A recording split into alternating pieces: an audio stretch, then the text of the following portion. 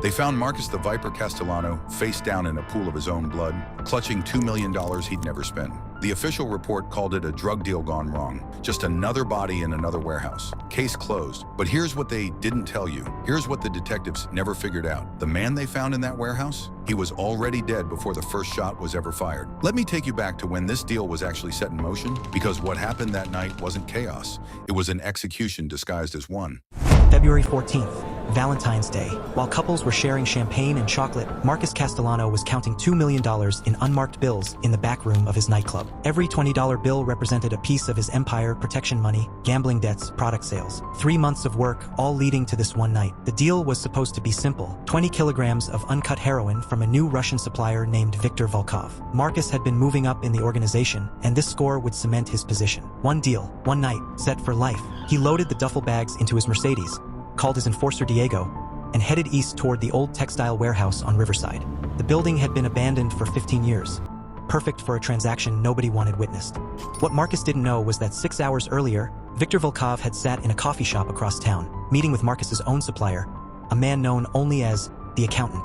They'd shaken hands over espresso. The deal they made had nothing to do with heroin. It had everything to do with eliminating a problem. Marcus had gotten sloppy. He'd been skimming off the top, thinking nobody would notice. He'd been talking to a reporter, thinking he was being clever. He'd stopped being an asset and become a liability. And in this business, liabilities don't get second chances. Marcus arrived at the warehouse at 11:30 p.m.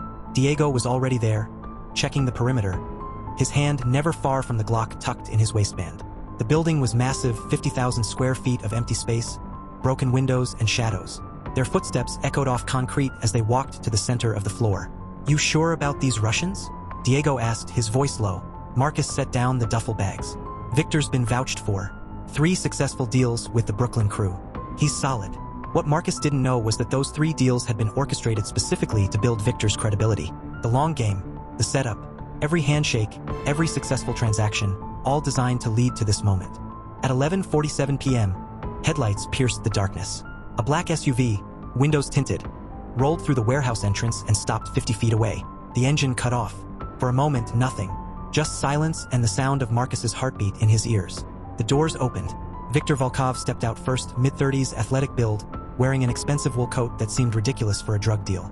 His partner, Alexei, followed. Bigger, meaner, the kind of man who enjoyed his work a little too much. "Marcus Castellano," Viktor said, his Russian accent thick. "You are punctual. I appreciate this. You have my product?" Marcus kept his voice steady, professional. Alexei lifted a silver briefcase, walked halfway across the distance, and set it on the ground. He popped it open, turned it toward Marcus. Even from 20 feet away, Marcus could see the bricks, perfectly wrapped, stamped with a small red logo. 20 kilos. For $1 million on the street. "Your turn," Viktor said, lighting a cigarette. Marcus nodded at Diego, who picked up one of the duffel bags and walked it over to the briefcase. The exchange point. This was how it worked. Meet in the middle, verify, then swap. Diego unzipped the bag. Stacks of bills neatly banded. He pulled out a brick of product, cut it open with a knife, tasted it. His eyes widened slightly. It was good. Really good. But here's what Diego didn't know. The product was real, but it wasn't for sale. It was bait. As Diego reached for the second duffel bag, Marcus felt it. That prickle on the back of his neck. The sense that something was wrong. He scanned the warehouse. The catwalks above, the shadows in the corners, the SUV with its engine still ticking as it cooled. And then he saw it. A small red dot on Diego's chest. Laser sight. "Wait," Marcus said, his hand moving toward his gun. Victor's smile evaporated. "Problem? We got snipers here?" "Insurance," Viktor said calmly. "Surely you understand." The warehouse had gone from cold to frozen. Diego's hand was on his weapon. Alexei had taken 2 steps back toward the SUV. Marcus could feel the sweat on his palms despite the February chill. "Nobody said anything about snipers," Marcus said. "Nobody said anything about many things," Viktor replied. "Shall we continue?"